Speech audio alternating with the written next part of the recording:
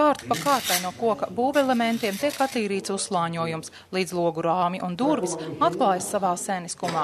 Un tad, gluži kā ārstam, jānosaka diagnoze, kā pārdzīvoti gadsimti un kā veiksmīgāk saglabāt to sākotnējo izskatu. Sākumā viegli attīram, gan mazgājam, gan paskrāpējam, bišķi ir kaut kādas birstošās krāsas. Tad viņas galdnieciski remontē. Un pēc tam ar lineļu sūcenu un krāsu. Uz starptautisko koka amatniecības restaurācijas nometni Kuldīgā ieradušies interesanti no Latvijas un 5 citām valstīm.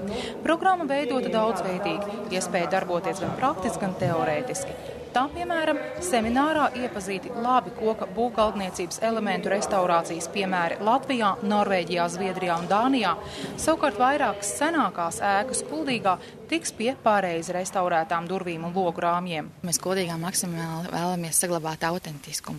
Un īpaši svarīgas ir šīs te koku būvgaldniecības detaļas, tieši vissenākās, un kur tiešām nekas nav darīts, nav šie te padomu laiku uzslāņojumi. Un, ir koka šīs te detaļas ir jāiekonservē.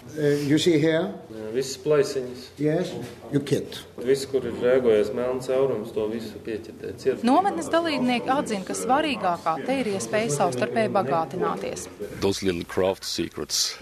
Es te no meistariem esmu apgūst daudzus amatu noslēpumus, pa druskai katru dienu. Apmaināmies arī ar darba metodēm. Te ir plašas iespējas izglītoties. Ir gan vēsturisks ēks, gan problēmas ar to restaurēšanu. Nometne rīkot ar Ziemeļu kultūras fonda un ar Nordplas adalta programmas finansiālu atbalstu. Dažādi projekti Kuldīgas kultūra vēsturiskā mantojuma saglabāšanā notiks arī turpmāk. Varēs mācīties stilu vēsturi Kuldīgā, tieši kuras ēkas, kuras stilu pārstāv, un otrs cikls, kurus Juris Viedrāns izstrādā šobrīd, būs tieši ēku īpašniekiem un apsaimniekotājiem, kā pareizi apsaimniekot senu namu. Ieva Benefelda, Lāns Ferševits, Skrundas televīzija.